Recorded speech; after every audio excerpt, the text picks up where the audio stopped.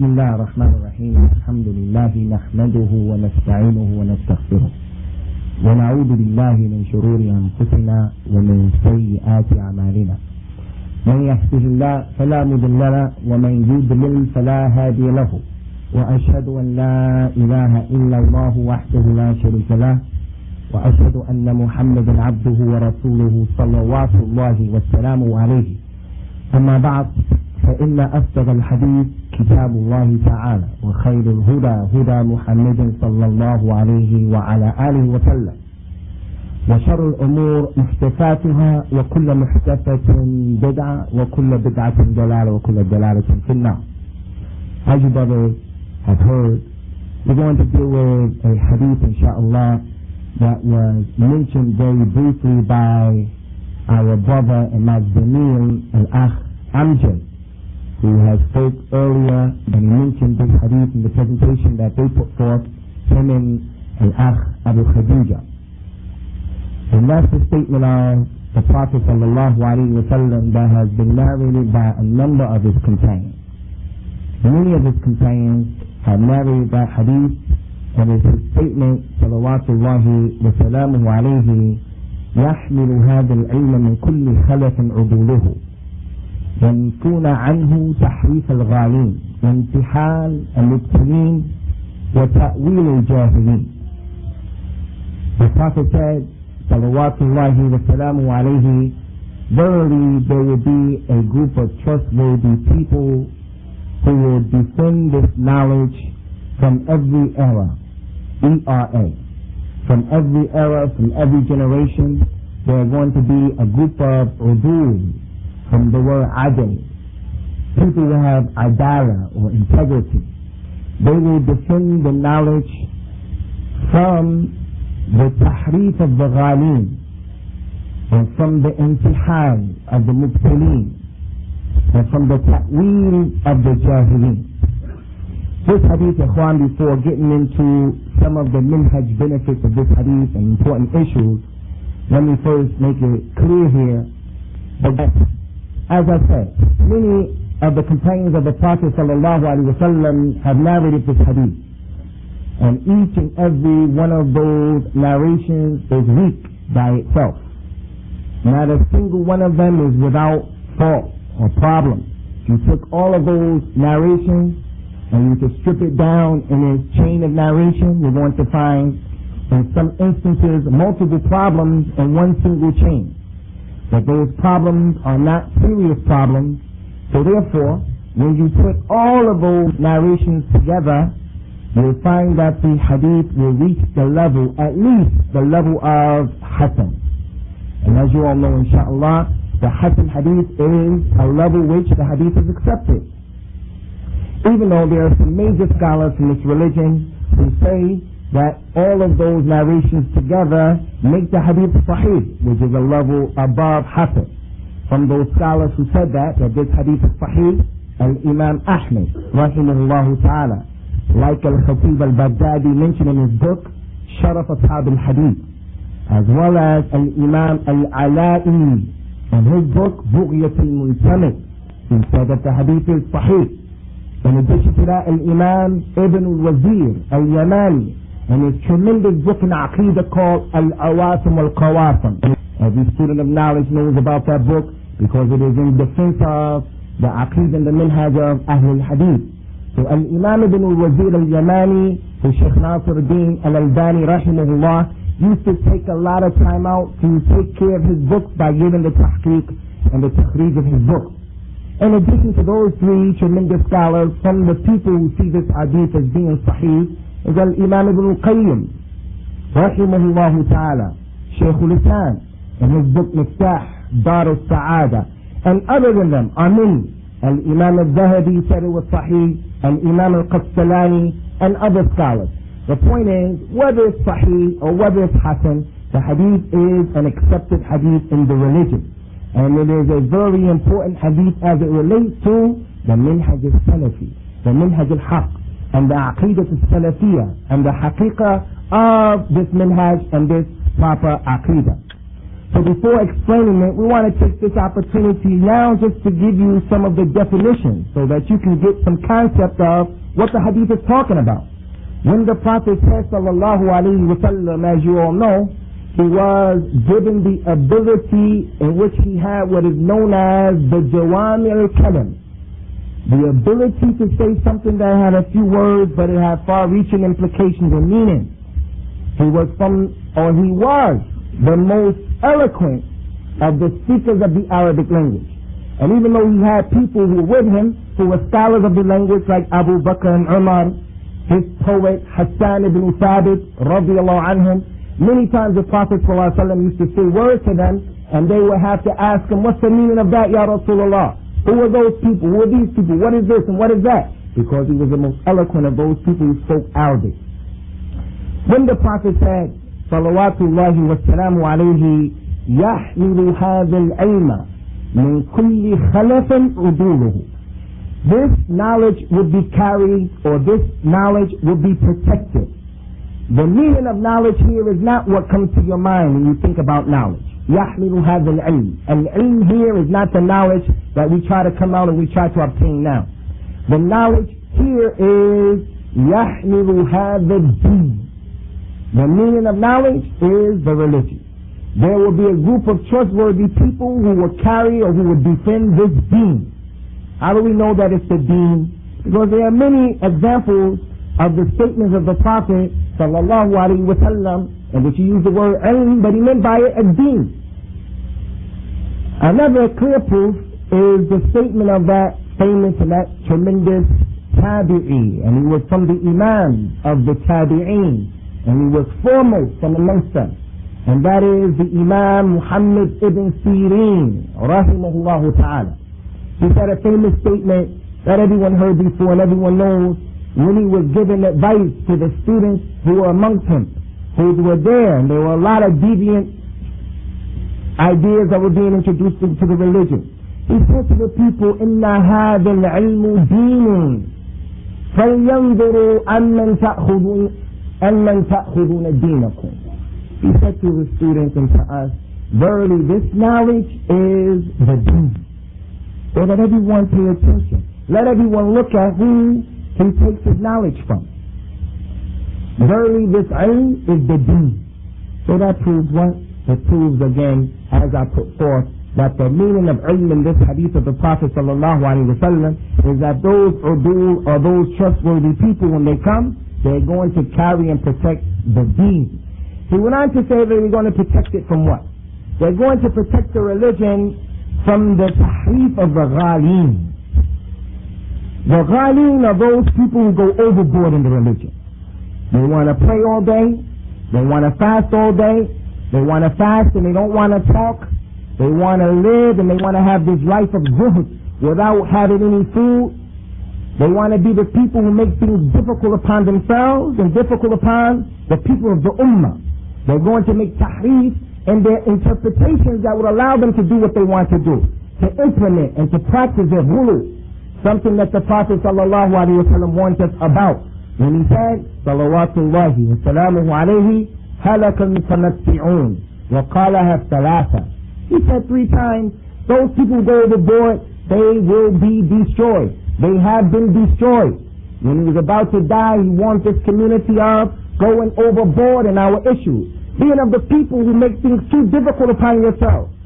He was on his deathbed and he warned his companions, and they in turn took care of the amana and related to us, and he told them, لا تطروني كما أطرت النصارى عيسى بن مريم. Do not go overboard as it relates to me as the Christians went overboard in relationship to Isa ibn Maryam alayhi salawatullah wa salamu. So we have too many ahadith, ikhwan, so many ayat of the Qur'an warning of the danger of going overboard. So these udool, these people will come and they will protect the religion from those people, because if the religion was left up to them, they'll destroy the religion and they'll destroy the adherents of the religion. So many of us can see a living example of this in the fact that most of us are musafirun, most of us are travelers. And we know from the sunnah of the Prophet sallallahu alaihi wasallam, and it is a sunnah that people are shy to practice. 5, 6 brothers are in the van, 3 or 4 brothers are in the car, and no one wants to be the one who is uppermost and foremost, and the one who precedes the rest and saying, we have to choose an amir. We know that we have to choose an amir. So we may have a carload of 4 or 5 brothers. One of the brothers in the car may be the most knowledgeable of the crew, but he is the most mutashaddid. He's the guy when it's time to make a decision, he's going to make a decision, he's not going to take into consideration the weakest from amongst us. What's best for the crew? He's going to judge based upon what he can do. In those instances, when the affairs are left to that type of person, then the rihla, the trip is going to be a rihla of azab. So even though he may have the most knowledge, sometimes it's not the best situation for that particular person to be the amir. If that's the case with a simple trip from point A to point B, what about the case when we look at the affairs of the ummah? The second group of people is that the Prophet said, sallallahu alaihi wasallam, is that they will protect the religion from the intihal of the mubtilin. They will protect the religion from those people who try to introduce into the deen what's not from the religion. They'll make the religion a new deen. It has a new form altogether. It is not the religion that Muhammad brought sallallahu alaihi wasallam and what his companions were upon. So they want to introduce celebrating the birthday of the Messenger of Allah sallallahu alaihi wasallam. They want to introduce into the religion new ways of reading the book of Allah, new ways of doing the different ibadat in the religion. Whatever it is, the people of obedience, the people of bid'ah, those people who are legislators along with Allah subhanahu wa ta'ala. These udool will protect the religion from the efforts of those people. And lastly, the third group of people who are mentioned in this hadith, he said, sallallahu alayhi wa sallam, that they will protect the religion from the ta'weel of the jahilin. They will protect the religion, these trustworthy people, from the explanations of the ignorant people. The people want to give the ta'weel and the tafsir of the religion of Islam, whether it is the literal tafsir of the Qur'an, the literal tafsir of the hadith of the Prophet sallallahu alaihi wasallam, rules, regulations, fundamental principles. They want to put forth their ignorant ideas that are built and predicated upon jahil. The responsibility and it's the job of those udool to protect the ilm or the deen from the efforts of all 3 of those groups. So after that explanation, ikhwan, we want to now take a closer look at some of the fawaid al-minhajiyya that we get from this hadith. Some of the minhaj benefits that we get from this hadith. And the top or the rock of all of those things that can be mentioned, we want to mention a very important point. A point that gives the person who is already Salafi, already on the Sunnah, he's struggling, he's striving, she's struggling, she's striving to be a person whose religion is not polluted with what's not from the deen. A person who's struggling to the best of their ability. They go back and forth as the wind blows. The iman of the person is like the feather that blows and is munqalab in the hawa. That's how Allah created the human being. But the person has a mabda. The person has a fundamental belief, and that is, if you went up to him, he's going to say, I'm on the Qur'an and the Sunnah according to the way of the Salaf, and I'm struggling to do the right thing. So these are some of the issues that we need to know. The first of those issues that gives this individual a bushra, and it gives the person who's not upon this minhaj something to think about, because it's a dangerous issue. And that is that this hadith, along with other ahadith and other ayat of the Qur'an, it illustrates for us clearly that this dawah and that this minhaj will be perpetual until Allah Ta'ala establishes the hour. This dawah and this minhaj, and in addition to that, the people who are upon the dawah and the minhaj with their struggles will be perpetual. There will be some istimrar. It's going to be continuous and it's not going to stop. We look at this hadith where the Prophet said sallallahu alaihi wasallam in it, يَحْمِلُ هَذَا الْعِلْمِ, these people will carry or protect this religion. Another hadith that we can add on to that that shows this point. What's the point, Ikhwan? Don't get me to start to pick you out and say, what point are we on? So pay attention, inshallah. So the point we're talking about is the istimrariya of this hadith, of this concept, that the da'wah and the minhaj will be perpetual and continual until Allah establishes the hour. The second hadith that proves that is the hadith of Muawiyah ibn Abi Sufyan radiyallahu anhuma. And this hadith is a hadith that's mutawatir. We have all of these people in this room, almost fifth number of companions narrated this hadith. Many of the companions of the Prophet sallallahu alaihi wasallam came to us and they gave us this hadith. And that is the statement, and it's in Bukhari and Muslim, where the Prophet said sallallahu alaihi wa ala alihi wasallam, من يرد الله به خيرا يفقه في الدين ولا تزال طائفة من أمتي على الحق منصورا لا يضرهم من خالفهم ولا من خذلهم حتى يأتي أمر الله. He said, whoever Allah wants good for, if Allah wants the khair, the good for someone, He gives him the fiqh of the religion. He gives him the understanding of the religion, the ability to understand the affairs as they present themselves to him. And he went on to say in the same hadith, and there will not cease to be a group of people from my ummah who will be victorious until the affair of Allah comes. So this aspect of the hadith where he said, salawatullahi wa salamu alayhi, وَلَا تَزَالُوا طَائِفَةٌ مِّنْ أُمَّتِي وَلَا تَزَالُوا. So we have these two verbs, يَحْمِلُ هَذَا الْعِلْمِ and لَا تَزَالُوا. Two verbs which are known as the fi'l mudari. For those of you who see it as being an important part of your Islam to learn Arabic,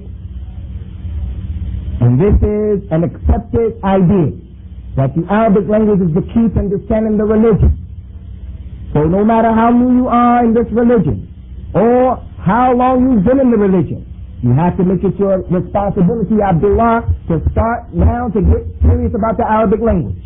It'll help you to memorize the Qur'an better, and it'll help you to memorize the hadith of the Prophet better. And who knows, every journey begins with one step. You see yourself right now in this position right now, where the talks of the shuyukh have to be translated. That's today. But after 2 or 3 years, you may be in a position because you started today where you're understanding what they are saying. I've seen that with my own eyes. Brother who from Houston is now studying Medina. How advanced was that brother when he went to Medina? Because he took upon himself already to start learning the Qur'an, to start learning the Arabic and the Qur'an at the same time. So in those two hadiths, the Prophet used two verbs which denote that the action is in the present, and it also denotes it's in the future. يَحْمِلُ هَذَا الْعِلْمِ لَا تَزَالُوا طَائِفَةٌ. They will carry this deen, this knowledge. There will not cease to exist a group of people. There's another hadith, and there are many, that shows us that this minhaj and this da'wah will be continual and perpetual. And that's the statement of the Prophet sallallahu alaihi wasallam, in which he said, إِنَّ اللَّهَ يَبْعَثُ لِهَذِهِ الْأُمَّةِ عَلَى رَأْسِ كُلِّ مِئَةِ سَنَةٍ مَنْ يُجَدِّدُ لَهَا أَمْرَهَا. And in the narration it said, دِينَهَا. Allah's messenger said, salawatullahi wa salamu alayhi. Another hadith, the third hadith that proves this point, is a statement, verily Allah will send to this ummah on the beginning of every 100 years. Every 100 years, Allah is going to send someone to this ummah who will renew her religion, who will renew the religion. What, is Islam in need of a renewal? No, not that they're going to renew halal and haram, this is salah and zakat, let's do it in the way. No, they're going to bring back what the people stopped doing, rectify what the people were doing. These are the people who will be part of the ghuraba, they'll be the imams of the ghuraba. So this is another clear hadith that he used the fi'l mudari. Yujaddidu laha dinaha. Yujaddidu. He will be a mujaddid, he will be a renewer. But we're talking about the renewer and the Qur'an and the Sunnah, not just the mere claim that someone is a mujaddid and he's in one boat going one way and Islam is in a boat going another way altogether. So all three of those ahadith, ikhwan, they show that this minhaj and this da'wah and this aqidah. And in addition to that, the people who are upon this, they will be under the divine watch of Allah Ta'ala. the divine protection of Allah Azza wa Jal. That's the first point, ikhwan. The next point that we want to mention concerning this particular hadith is, what is some of the awsaf, some of the sifat? What are some of the descriptions of these udool? What are some of their descriptions? These udool, these people who will carry this religion, this knowledge, they'll protect it from those three individuals that we just discussed. The efforts of those three groups. What are some of their characteristics? They have many characteristics that come to us in this hadith and other hadith. The first one that we want to mention now is that they will be the huras of the minhaj and the aqeed and the religion. They'll be the ones who will patrol the religion. They'll be the guarders of the religion. They're the ones who will be the defenders of the religion. That's the first characteristic of those people. So when a Muslim hears a hadith like this and he knows a hadith like this, he should not have any problem when he sees someone trying to defend Islam from the interpretations of the ignorant. He should not have a problem with a person when he sees him trying to defend Islam from what those people go overboard in the religion are trying to implement in the deen. Why? Because those are from the characteristics of the udool. That's their job, to defend the deen and everything that's inside of the deen. From the minhaj and the aqidah and the Muslims and their monies and their property and on and on and on. That's their job. And not only is that their job, ikhwan, but it is from the best forms of jihad, as those imams used to say in the past. And Imam Ahmed rahimahullah ta'ala, when the people used to ask him, Ya Abu Abdullah, so many times we see you busying yourself dealing with this one and that one and this one from these people who are deviant. He used to say that I see dealing with them, الرد على مبتدع أفضل الجهاد. He used to say to refute the deviant is the best type of jihad. It's the best type of jihad, ikhwan, because it is the type of jihad that will save the Muslims from destruction from within. When we find that those scholars used to say that so-and-so is more dangerous to the Muslims than the Jews and the Christians, those scholars didn't mean that the Jews and the Christians are going to go to paradise and that particular person who that scholar is criticizing from the Muslims is going to the hellfire. Nor does that statement mean that that particular scholar who's talking about that particular speaker, who that scholar said is more dangerous on the Muslims than the Jews and the Christians, not saying that the Jews and the Christians are better than that individual, but the Sheikh is saying that the danger of that person, because the Muslims see him as one who is from them, is better than that individual. But the Sheikh is saying that the danger of that person, because the Muslims see him as one who is from them, is more dangerous to the Jews and the Christians, who Allah Ta'ala told us clearly they're not going to be satisfied with you until you leave your religion. So the people take this one as a bosom buddy, and they take this one as an enemy. They won't accept anything from him. Whereas this person who is in their fold, who's speaking their language, as the Hadeeth al Udool suggests, they'll take for him. There's going to be a problem. So that's the first characteristic, ikhwan, that those people are the huras, or the guards, the defenders of the religion, the vanguard of the religion of Islam. They protect the Muslims. When we find brothers coming to some of the kibar al-ulama from Al-Jazair, from Algeria, years ago, and those shuyukh were giving advice to the brothers, don't go about rectifying your problems like this. Do not face those people who are the leaders over there with guns. Those scholars were defending the property of the Muslims. When the Shabab went against the Nasiha, the Sharq and Mustatir is still right on the face of the earth right now in Algeria. When the Sheikh Abdul Rahman came to America and he started to give the dawah to his dawah, and the ulama were advising the people, do not follow this man, do not get it. They're protecting the blood and the property and the monies of the Muslims. There are still people who are locked up right now simply because the government said you were connected to Fulan. So they protect the religion, they protect the minhaj, they protect the people, and that's the best kind of jihad. The Prophet sallallahu alaihi wa sallam has described those people as being the hurrah of the deen. Another description or sifa from the sifat of the udool from these people is that Allah Ta'ala has given them a tazkiyah. Allah Ta'ala has given them the recommendation. Allah has praised them. So now they're not in need of anyone else's tazkiyah. And if Allah Ta'ala praised them, they don't need a tazkiyah from anyone else. So it shows us the grave mistake that the people make when they start to ask about the scholars of Al-Islam. The scholars of Al-Islam, they're not the ones who should be asked about, but they're the ones who are in a position to ask, what are you about? Who are you? They have a tazkiyah from Allah subhanahu wa ta'ala. And we have too many examples in which the Messenger of Allah sallallahu alayhi wa ala alihi wa sallam has told us about them. In the Qur'an, Allah subhanahu wa ta'ala told the Messenger of Allah to say to us, قُلْ هَذِهِ سَبِيلِ أَدْعُو إِلَى اللَّهِ عَلَى بَصِيرَةٍ أَنَا وَمَنِ اتَّبَعَنِي. That's a tazkiyah from Allah Ta'ala. Say unto them, Muhammad, verily this is my way. This minhaj, this aqidah, this Islam. This is the way, this is the correct way. I call to Allah on the basira, with knowledge, with the hujjah, with the burhan, with clarity, with the bayyinah. Me and those who follow me. Who's foremost in following the Messenger of Allah sallallahu alayhi wa sallam other than those who know him better than the rest of the creation? So that's a tazkiyah from Allah subhanahu wa ta'ala. So those Udool Ikhwan, they are the people who have the tazkiyah from Allah subhanahu wa ta'ala. You will look at them and their efforts, and you will see that the mountains that Allah said are pegs in the earth, the mountains will disappear for whatever reason, and those Udool are still remaining. Populations will be destroyed, civilizations will be wiped out, and the remnants of those Udool are still remaining.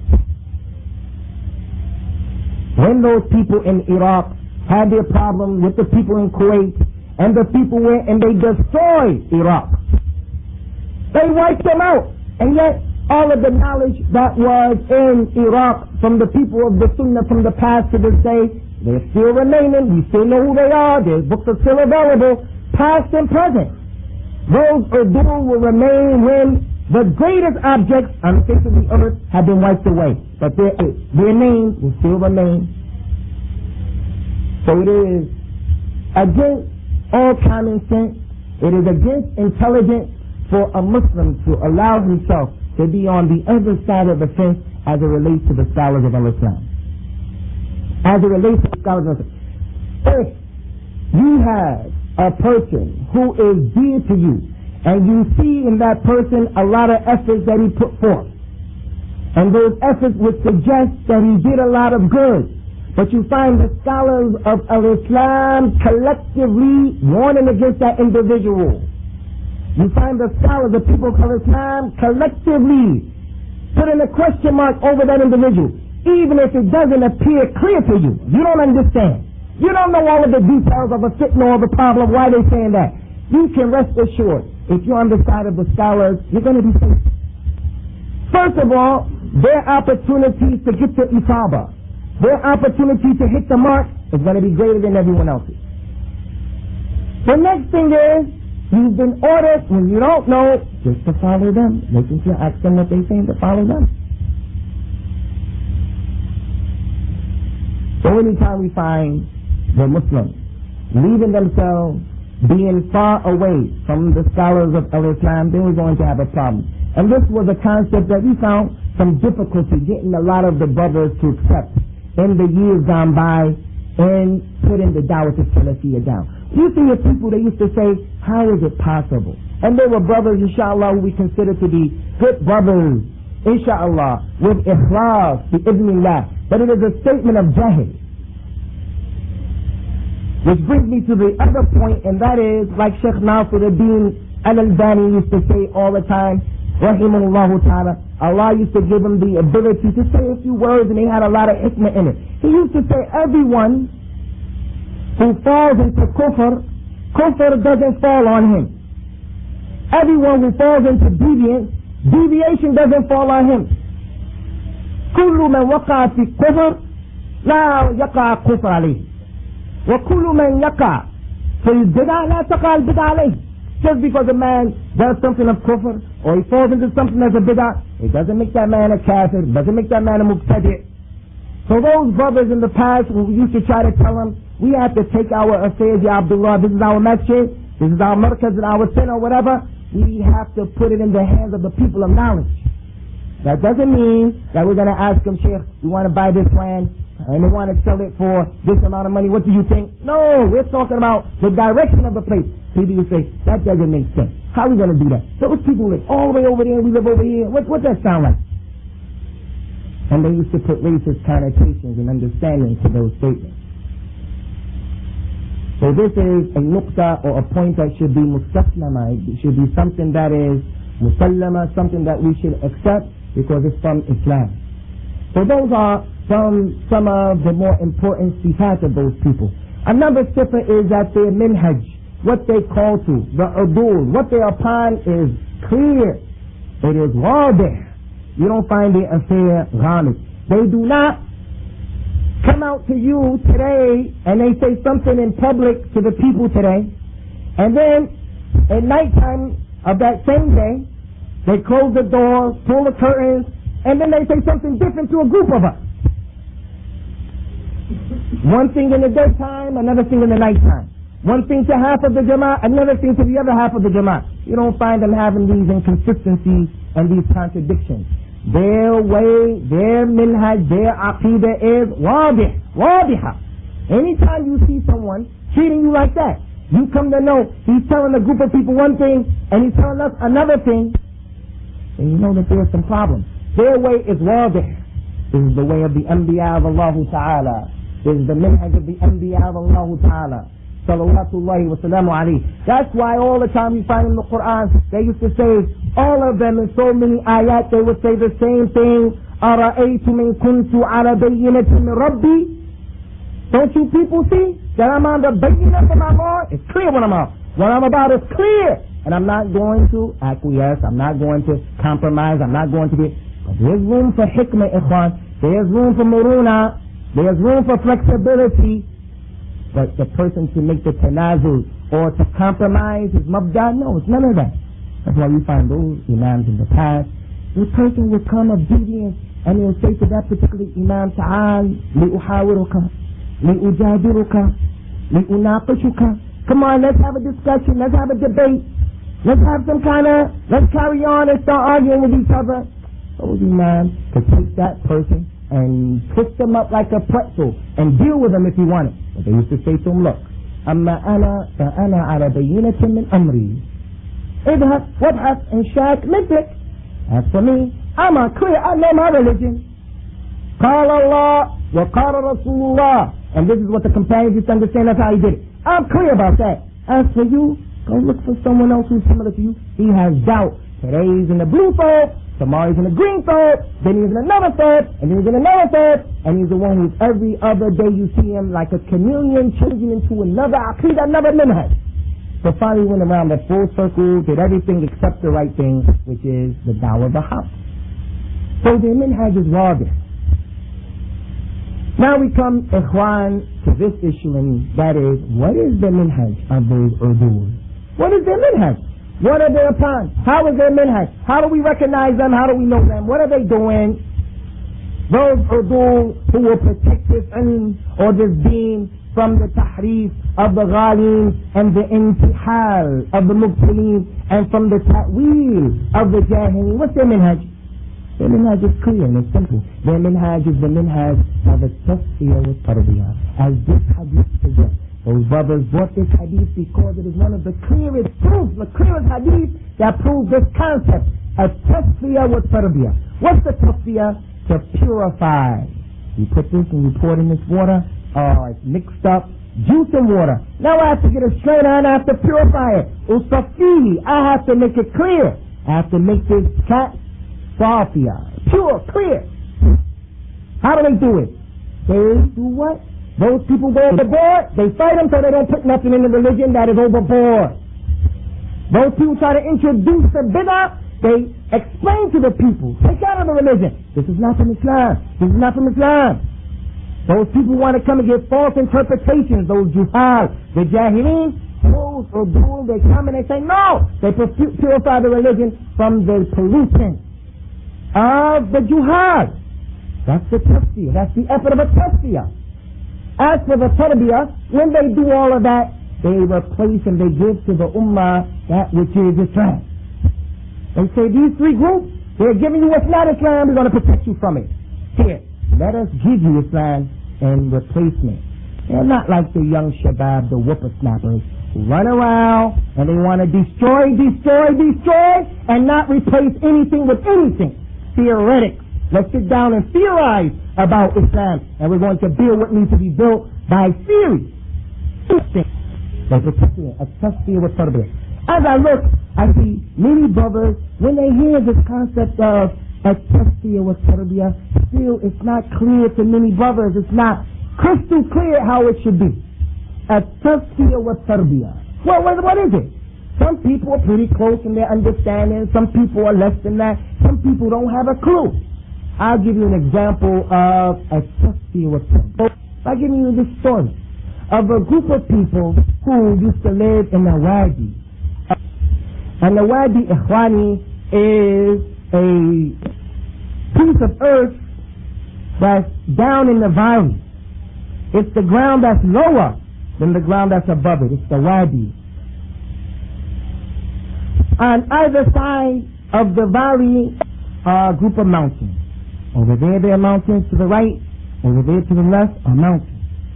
The rain used to come down, and it used to come down, it used to hit the top of the mountains, and it used to hit the wadi.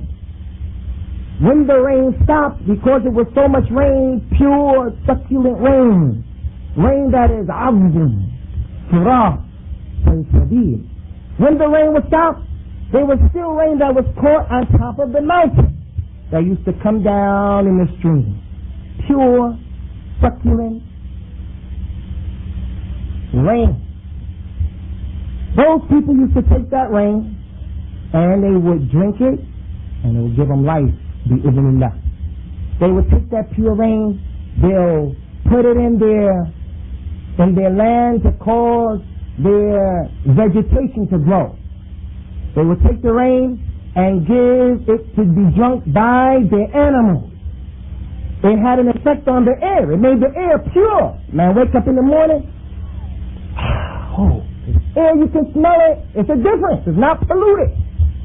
The rainwater was so pure it caused their bodies to be strong, their animals to be nice, their food, vegetation, everything was affected by the rain. Their enemy, when they used to engage the enemy, because they were strong, when they used to engage the enemy, they would pulverize them, annihilate them. That was their condition, and then they died. After that, their grandchildren came. When their grandchildren came, they remembered the importance that their forefathers placed upon that pure drinking water. They knew that their forefathers were a group of people who, if you so much as thought of throwing something in the water, they will come and deal with you. And we heard you wanted to throw something in the water. Not you threw something, we heard you wanted to throw something in the water. That's how serious they were about protecting the water, the purity of the water. So those children came, those grandchildren. Turned out that there was a person from the grandchildren who took something and he threw something in the water. And the people were lackadaisical about it. After that, 2 more people threw something in the water. Then 3 people and 4 people. Now they started to race each other. Who can throw the worst thing in the water? So there were those of them who used the bathroom in the water, akramakumullah. There were those of them who went real overboard and they started throwing the dead donkeys in the water, dead dogs in the water, trash, garbage. When that happened, the water became polluted. Them and their descendants, their children became affected. They became weak. Their bodies started to get weak because they're drinking from the water. Their animals started to get weak because they're drinking from the water. Now their enemies and them are similar. They're weak, the enemies are weak. So when they engaged each other, the enemies started to beat them now. At that point, they split off into 3 different groups.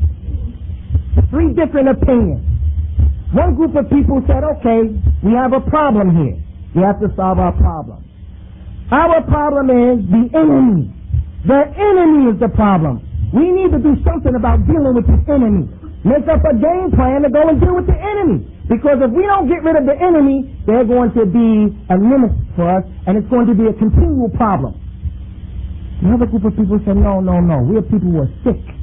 Our bodies are sick. We need some doctors. We need to deal with our heart. We need to do some things that remind us about how things used to be, make us feel good. Maybe we'll be protected by the enemy because we can fly and we can feel good. Then the third group of people were the uqala, the shuyukh, the people who had intelligence. They said, no, not that and not that. You know what the problem is? The problem is we have destroyed the source. We have polluted the source. We have to start to make a jihad and struggle to rectify and to purify and to clean up the source. If the source becomes, not the sauce, the tomato sauce, the source, S-O-U-R-C-E. If we clean up the source, then what happened to them is going to happen to us. Yes, right now at the beginning it's going to be a struggle because it doesn't happen overnight. We're still going to be sick, but you know, with the passing of each day, with cleaning and going back to the source, we get that much stronger to the point that we'll have the ability to go up the mountain and to drink from the direct source. And to become even quicker, be stronger even quicker, come back down and deal with our enemies. That's the meaning of the tasfiyah, ikhwan, and the tarbiyah of al-Islam. That the people return back to what the grandfathers were upon, sallallahu alayhi wa sallam wa radiyallahu anhum, and the purity of the proper aqidah and the proper minhaj. And this, and Allah knows best, is what will rectify the condition of the Muslims. And we ask Allah subhanahu wa ta'ala to make it easy for us and to facilitate for us His tawfiq. هذا وصلى الله وسلم على نبينا وعلى آله وأصحابه أجمعين. Jazakallahu khairan. That was a good note from khairan. We're going to have some questions with our brother. And I also want to mention one small schedule change. At 5:45 after Salat al-Asr, instead of staying in the grand ballroom like you did yesterday, I want you to come down here. We're going to have separate question and answers down here because upstairs there's too many people to really get the questions answered. So pass the word, inshallah. So go ahead, brothers. Jamal or Suleiman in the house? Write your questions down. What? Write your questions down, Ikhwan.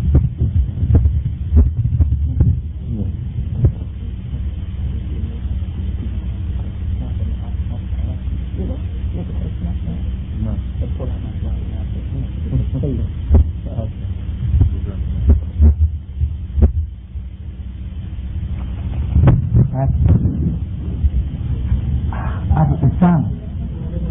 Alaikum salam.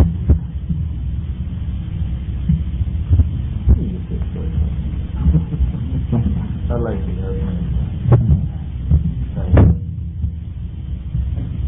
For the trademark on that one.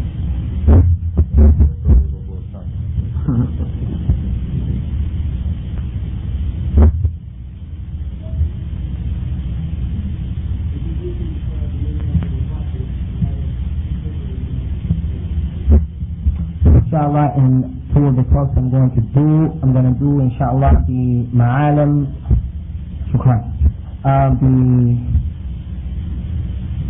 the ma'alim of the minhaj of the anbiya in the da'wah to Allah, the signpost, the sign of the minhaj of the anbiya when they call to Allah. Some of the things that you know, this is the minhaj of the anbiya, salawatullah wa salamu alayhim. And we're going to mention the contrast of that with the contemporary dawahs that are on the face of the earth. And I think the third one is going to be some of the things we need to know in al-amru bil ma'ruf wal nahi al munkar.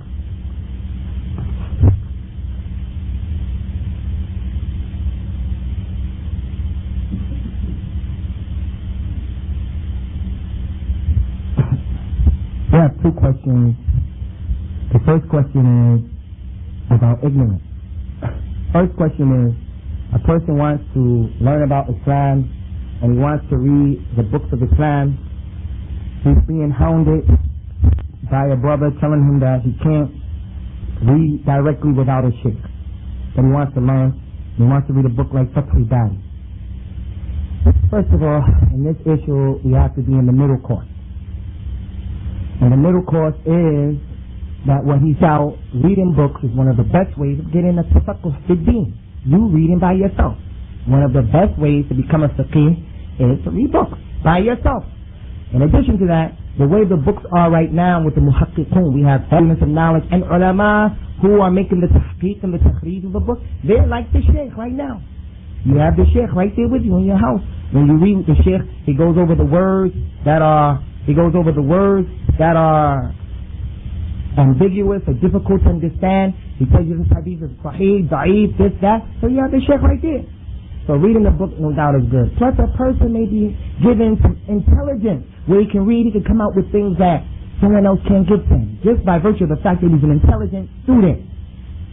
So you should read. But in the book, like Fath al-Bari or other books, and the book Ikhwan, there may be something that you need a sheikh. He's going to be the doctor to explain to you what this is and what that is. So you're going to need a book.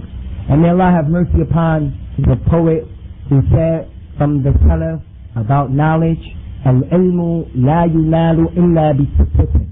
Al-ilmu la yunalu illa bi-sittatin. فأنبيك عنها بالبيان حرص واصطبار وبلغة وذكاء وصحبة أستاذ وطول زمان.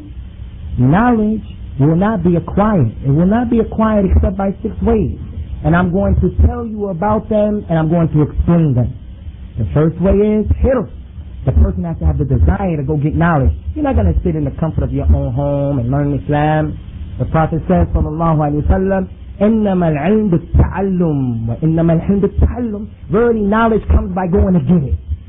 And becoming soft and easy is by making yourself be soft and easy. So you have to have the hirs. The second thing he said is istibar or sabr. You have to be patient. Wallahi, if Sheikh Ali Hassan al-Halabi, Sheikh Usamah al-Qusi, Sheikh Abu Usamah al-Hilali, may Allah protect all of them, if one of them went to each one of our communities, the first month the people will be hyped up, pumped up. But after the first month, 2 months, you see that the number of people participating is going to be less. So you have to be patient with the knowledge. The third thing he said was bulgha or bulgha, and that means the thing alladhi yublughuka ila al-ilm, the thing that will help you to get the knowledge, your zad. You can't get knowledge if you don't have money to take care of yourself. You people came here to Detroit by spending money. They come here because the malaika, even though they lower their wings in humility to the talib, they didn't fly you in here. You came over here because you spent your money, you drove here. So the student of knowledge who doesn't have money going to have a fitna.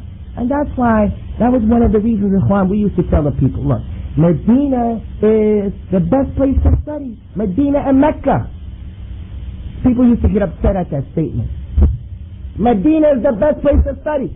The student gets flown over there, he gets his living quarters, and he gets a salary each month. The ulama in Mecca, he prays 1,000 salah for 1 salah in Medina. He goes to Mecca each month and he makes umrah. He's over in that part of the world. In the summertime, he can take that expensive trip from there back to here and say, I want to chop it up, I want to go to Africa, I want to go to the Islamic countries. That doesn't say that there's no knowledge in Yemen, there's no knowledge in Egypt. No, there's knowledge there. But how many brothers do we know who went over there and the thing that they're concerning themselves with right now is malaria, the police, eating. You have to have some zad. A brother wants to come to QSS conference and now he's out there, he wants to get in, but he doesn't have money to participate. He's worrying about where's the next meal going to come from. So the student of knowledge, he has to have some zad. The fifth thing that he said, and the fourth thing is that he has to have some zakah. He has to be intelligent. The intelligence, you can't come out of, you know, a brother said, I'm an old head, I just can't study, I'm a Salafi, but I ain't trying to memorize all that. I'm an old head and it is like that. He ain't going to tell you, Al-Imam Sufyan said this, he ain't going to tell you that. She don't memorize this few hadith, ayat, that's it. The fifth thing is he said, and he needs a suhbatu ustad. He needs to be the companion of a teacher. He needs a teacher. And the sixth thing is that he needs Tul Zaman, a long time. You're not going to get knowledge, young buck, you're not going to get knowledge after 1 year, after 2 years. Wallahi, we have to be supporter one to another. Right? The brothers and new Muslims on the dawah for 1 year, now he's going to kick and pluck everybody out of the dawah. He's going to sit, he's plucking his tooth and he's plucking people out of the dawah at the same time. You gone, you gone, you gone. And he's happy at that. Come on, Akhi, take it easy. Wallahi, I've sat with these ulama and these shuyukh for years now, even as recently as last week in England. The brothers come with their problems to them. Brothers who have some problems, their question mark issues. Wallahi, the way the people of knowledge solve and handle them problems, first thing they always say to the brothers is, we don't want to lose this brother. We don't want to lose this brother. Brother Najib, we don't want to lose. It's not the case with the people. People want people to get plucked off. They're happy at that. That's a sad state of affairs. So those are the 6 things, Ikhwan.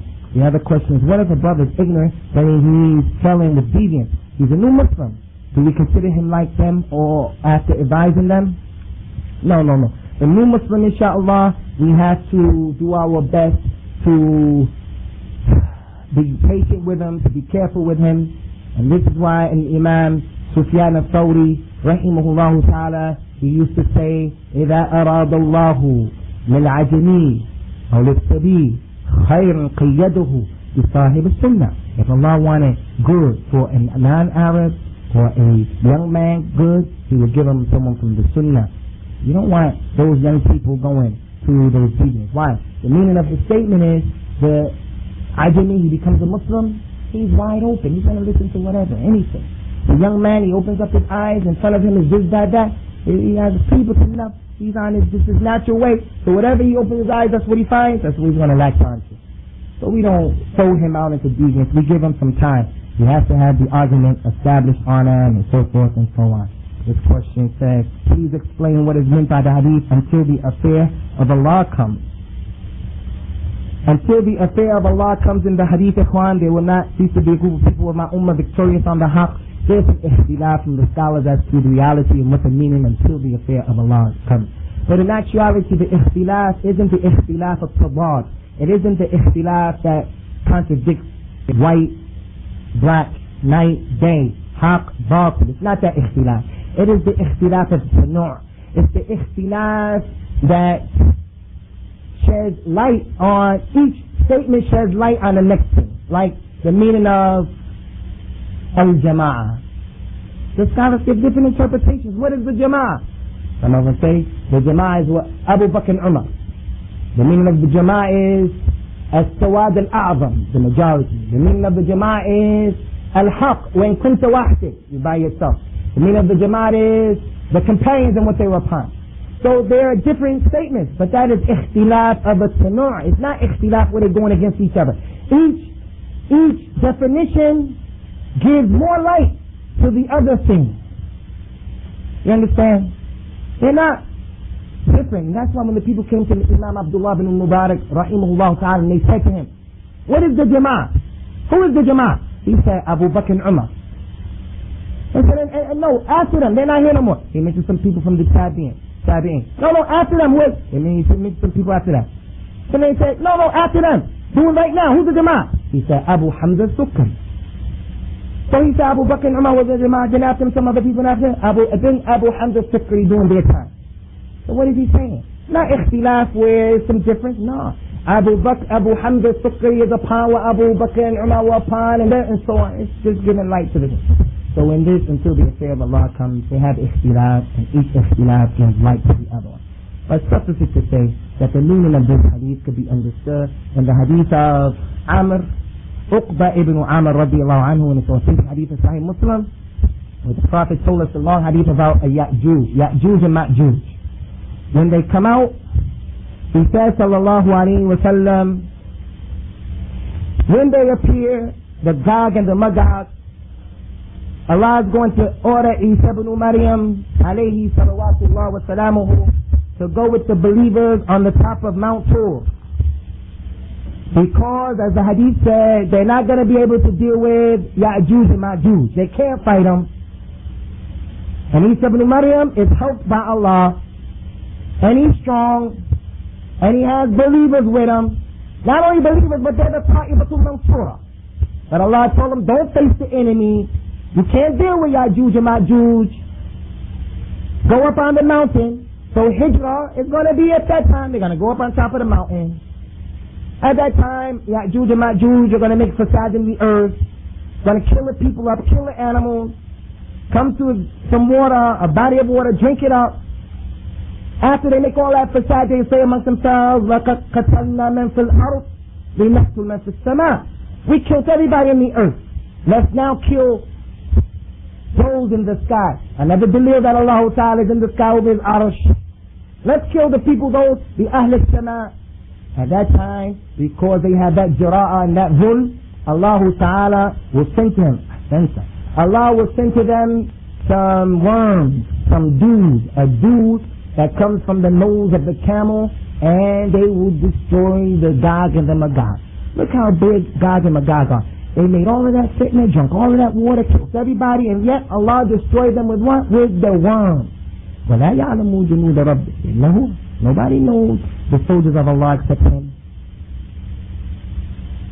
And then they'll see the birds down, the birds that takes them and throw them over the water. That time, Isa ibn Maryam, the people are going to come down. When they come down, they're going to find a Chinese apple or rumman. 3 people are going to carry it. They're going to find fruit that has a rind. Not a watermelon, but like a watermelon, like a melon. A sundew melon. Melon dew. After they eat it, they'll be able to build their houses from that melon. That's how beautiful the life is going to be. That is the meaning of they will remain victorious until the affair of Allah comes. Until the affair of Allah comes. Until this happens, they're going to come down. They're the Ta'ifatul Mansura, the Firqatul Najiyah, those people. That's the meaning of the affair of Allah Ta'ala. Now, there is something we have to make clear, Ikhwan, concerning this point, and that is 3 things are going to happen, or are a necessity in this issue. And this was going to happen. The first thing is that they're going to have the Sabat. That Ta'ifatul Mansura is going to be established. The people from it are going to be established. And when the winds of adversity come, they do not get blown off the haq. No matter how hard people blow, the Ta'ifatul Mansura, they remain firm. No matter what the opposition is, no matter what it is. لا يضرهم من خالفهم ولا من خذلهم. They're going to remain savage. The second point, Ikhwan, is they will get the Nasr. They will be Mansurun. They will be Mansurun. They're going to be helped, victorious. In the hadith of Amr ibn Hussein, radiyallahu anhu, has been collected by Imam Abu Dawood. Rahimahullah ta'ala, the Prophet gave another version, sallallahu alayhi wa sallam, of this hadith. لا تزال طائفة من أمتي على الحق حتى يقاتل آخرهم الدجال. They're Mansurun. They will not cease to be a group of people from our ummah on the haq until the last of them, Ta'ifatul Mansura, fight ad-Dajjal. Who's going to fight ad-Dajjal, Ikhwan? Isa ibn Maryam. So that's proof too that Isa ibn Maryam, or the Dajjal, he comes after Ya'juj and Ma'juj. If Ya'juj and Ma'juj's fitna was and is the way it is, Isa ibn Maryam, or ad-Dajjal's fitna is greater than them. Prophet said about him, ما خلق الله بعد آدم فتنة أكبر من الدجال. Allah has not created a fitna after Adam that is greater than the fitna of the Dajjal. And yet, the Ta'ifatul Mansura, they're going to kill him. So they're going to be Mansurun and nothing. The first thing, Ikhwan, is that they will have become king in the earth. Allah would establish them in the earth. So those 3 things. Number 1, they are sabit. Number 2, and Nasr. The third thing, they will get some king. They will be the authority. They will be the ones who in place. He says, sallallahu alayhi wa sallam, سَيَبْلُغُ هَذَا الدِّينُ مَا بَلَغَ اللَّيْلَ وَالنَّهَارِ. This religion will reach wherever there's a day and a night. In another hadith, he says, sallallahu alayhi wa sallam, إِنَّ اللَّهَ زَوَلِيَ الْأَرْضِ فَرَأَيْتُ مَشَارِقَهَا وَمَغَارِبَهَا وَإِنَّ مُلْكَ أُمَّتِي يبلغ ما ذوي لي منها. Verily Allah brought the earth together for me like this, and I saw the east and the west, and verily the dominion of my ummah is going to reach everything that was brought before my eyes. The hadith of Hadeeth radiallahu anhu. At the end of the hadith, the Prophet told them sallallahu alayhi wa ala alihi wa sallam, وَالَّذِي نَفْسِي بِيَدِهِ لَيَتِمَّنَّ اللَّهُ هَذَا الْأَمْرِ حَتَّى يَسِيرَ الرَّاكِبُ مِنْ صَنْعَاءِ إِلَى حَضْرَمَوْتٍ لَا يَخَافُ إِلَّا اللَّهُ وَالذِّئْبَ عَلَى غَنَمِهِ وَلَكِنَّكُمْ مُسْتَعْجِلُونَ. I swear by the one whose hand my soul is in, verily the time is going to come where the rider is going to ride from Hadramaut, from Sana'a, all the way to Hadramaut. He's not going to be afraid of anything except Allah and the sheep from eating up, the wolf from eating the sheep. So that tells about that time, Isa ibn Maryam, when the time is like that. So nothing is going to be accepted from the people except Islam or al-Qatl. No jizya, no anything. Islam or the Qatl.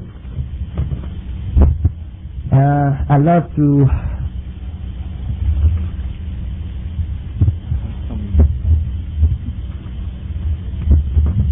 the brother said if Allah wants good for a non-Arab or a young person, he guides him to the person of the Sunnah. What does this mean? And who actually said it? I heard other than Sufyan al-Thawri said it. We already mentioned we already said what it meant, that the Arab, the Ajami and the young person, they come to Islam and they're brand new. So whoever they hook up with, that's who they're going to go with. Another possible meaning of it is that because of their lack of Arabic language, the Ajami doesn't know the language for himself. So he has to depend on Yusuf Ali. He has to depend on Tabligh al-Nisab. He has to depend on those other books that come from that area that we used to be subjected to. As for who said it, it's been authentically recorded that Sufyan al-Thawri said it, as well Abu Bakr Ayyub al-Sakhtiyani, another tremendous scholar of Islam.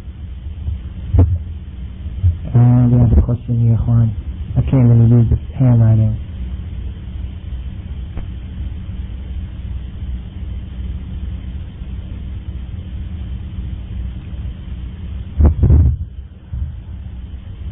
He says in our area, there are many people who aren't on the dawah. We pray with them, they're not on the dawah. Brothers, based on the rules of Ahlul Sunnah, they could pray behind all imams, whether religious or irreligious. I was struck in my face by a Sufi after I criticized him justifiably. Should I pray at their mosque after I feel I want qisas? Please, I want revenge. In this case, we advise you, no qisas in this case, inshallah. If you leave it for Allah and turn the other cheek and be patient with the situation, continue to deal with that which annoys you from the Muslims, inshallah Allah will raise you in honor. Man tawada'a lillah rafa'ahu Allah. Whoever is humble for Allah's sake, Allah will raise him. Man taraka shay'in lillah awadahu Allah ma huwa khayru minhu. Whoever leave something for Allah, Allah give him something better than that. So be patient. If there's a method of the Sunnah that's easily accessible, then we advise to go to the method of the Sunnah to increase the numbers of the Sunnah and not the numbers of the people of Bid'ah.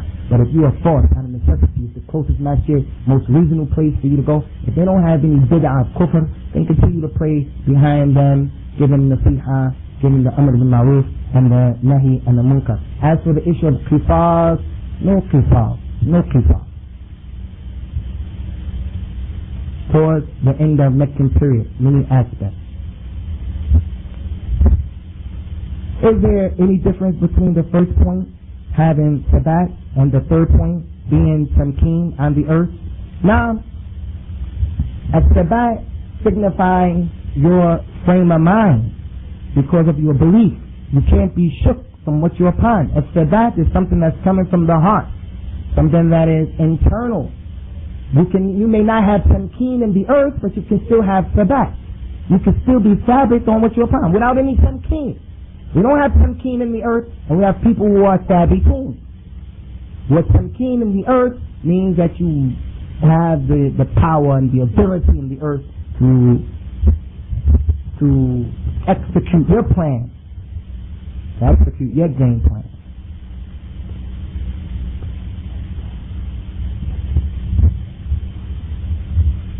Abu Usamah, can you please name those mujaddid from the 1st century to now? Ikhwan, the issue of the mujaddid is massive and it's comprehensive.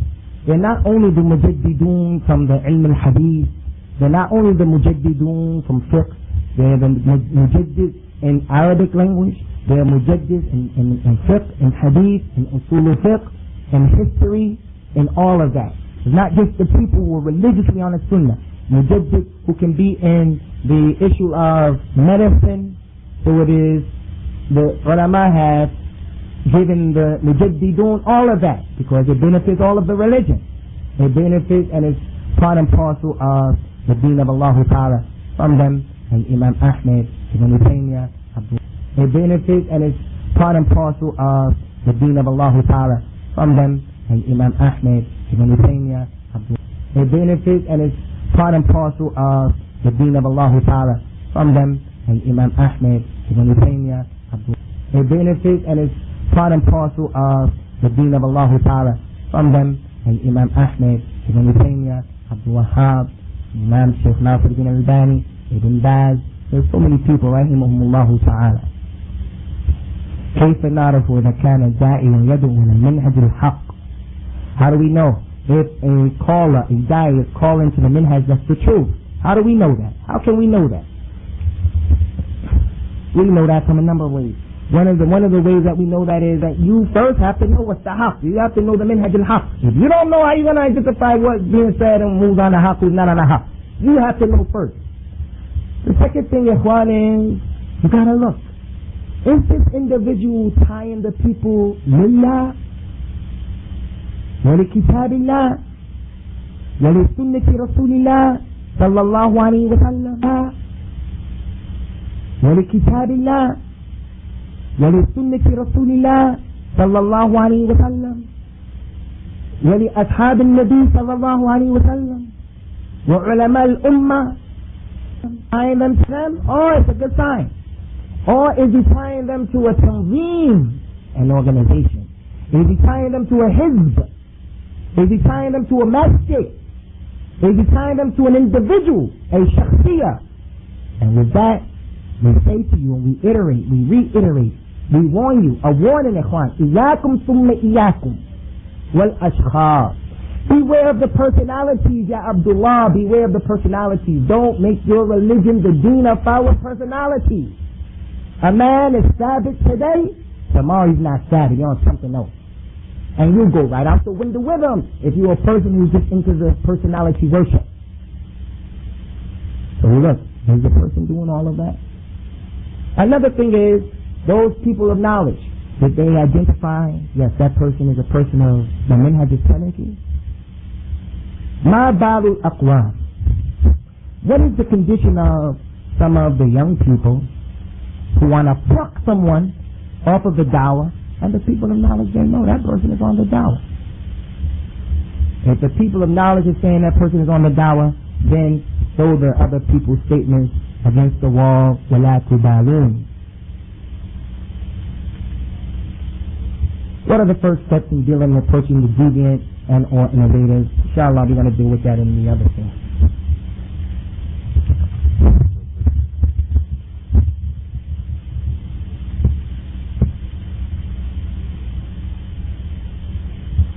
We have some good questions. We're going to say some of these questions like, what is the difference between tazkiyah and tazkiyah?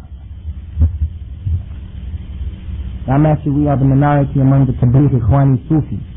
Not to mention, there's an iknam, actually, we are young, and if we speak out, they would attack us. How could we deal with this situation? It's a real situation here. What advice you give to a brother who is married, however, he wants to marry a woman who right now is a kafir? And I invited the woman to this conference because the brother wants her to be a Muslim. Here's the last two questions we're going to deal with, inshallah. We say these, and we'll deal with those questions at the next talk, inshallah. The question here says, Assalamu alaikum, wa alaikum salam. We are in the city of Toronto, and we want to learn, who do you think we can learn? Toronto, I know a lot of brothers from Toronto. I don't know. The Toronto brother that I'm coming to me, I have to remember who's from Toronto. Are you from Toronto? that brother come to me, inshallah, and we'll discuss that in Toronto. We hope that the brothers in Toronto have some conferences like this, get the people of knowledge up there, so that they can deal with all of the issues that are peculiar to all of these places. In England, the brothers were mukhtalifun, not of ikhtilaf. In America, mukhtalifun. Something is wrong with this equation, I'm telling you. Something is wrong. There's something that's going wrong. And people should be man enough to step up to the pump, step up to the plate and say, this is the role that I play. Okay, I opened the door. Abu Usamah, I'm man enough to say, I'm the cause of this particular thing. And people start rectifying the situation. But for it to be like it is in Toronto and Canada and America, and everyone is screaming at the same time, Salafi, Salafi, Salafi. There's an ayat in the Qur'an with Fir'aun and Musa, Bani Israel said, Rabbana la taj'alna fitnatan lil ladina kafaru. They said, oh our Lord, do not make us a fitna for those who disbelieve. Mujahid, rahimahullah ta'ala, the student of Ibn Abbas, he said the meaning of this ayah is, Bani Israel, the mu'minun, were saying, don't make us a fitna for the zalimun. Don't make us a fitna, number one, in that we get punished at their hands. They kill us. And don't make us a fitna for them in that they may say, look, if you people were really on the truth, we wouldn't be over you like this. If you people really were the ashab al-haq, you had the truth, we wouldn't have this power over you. It doesn't make sense. We, Fir'aun, Mushrik, Zalim, Fasiq, all of that. And yet, he's over the people of Islam, the people of Tawheed. They used to make that dua. Don't make us a fitna for those people who disbelieve. Doesn't it make more sense, Ikhwan, Qiyas and Ola? It makes more sense that we say, oh Allah, don't make us a fitna for those who believe. Where now people are trying to fight each other on the same issue. So that Toronto question, you come to me, inshallah. In an environment where there are no schools, no students of knowledge, no chin check of any sort. Chin check, what is that? Where is this person from? No chin check or any sort. But bad characters openly apparent, and people by the group acquire bad taste in individuals. How do we then handle the situation if one was pushed to their limit and respond in a not so best fashion, but the circumstances demanded negative to negative? As for the concept of repelling evil with evil, it's a foreign concept in the religion of Islam. Allah subhanahu wa ta'ala told us that the reward of al-ihsan is ihsan. The reward of good is that you do good, and the Prophet told us, sallallahu alaihi wasallam, don't repay the asa'a with the asa'a, but we have to do the asa'a with ihsan. We have too many hadiths. The people who cut you off from your relatives, continue to connect yourself to them. He used to get all of that treatment from the people, and yet he was from the sabirin. He was from those who were patient. He continued to turn the other cheek, in the hope that the people would come to Islam. And one of the clearest examples of that is when he went to give the dawah to the ignorant people of Ta'if, and they leashed upon him the majaneen and the juhal and the atfal, the kids and the crazy people, the ignorant people.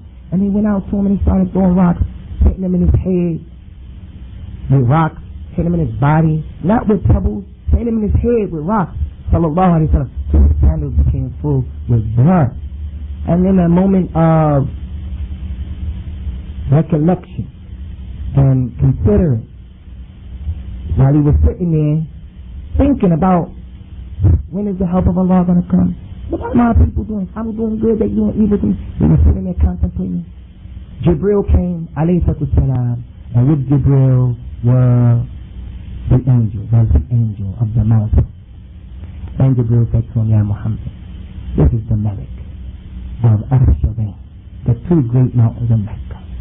All you gotta do is give me the say-so. We're gonna smash him up. What you gotta do?